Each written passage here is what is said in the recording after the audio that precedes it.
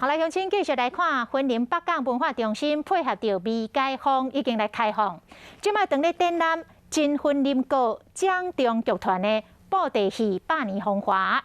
剧团的团长讲，平常时拢是透过戏台，或者是电视来看布袋戏，民众真少有机会会当近距离来看布袋戏翁仔做工调剧。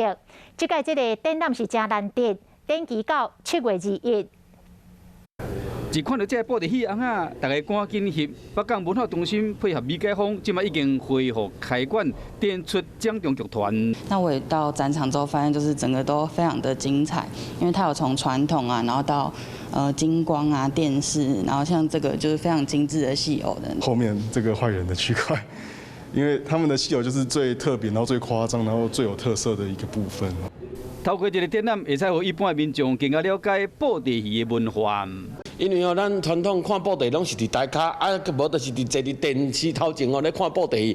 但是要讲真距离看，这翁仔到底生做什么形的哦？是伊这雕刻啦很近距离看看布袋戏，其实咱真少有这个机会。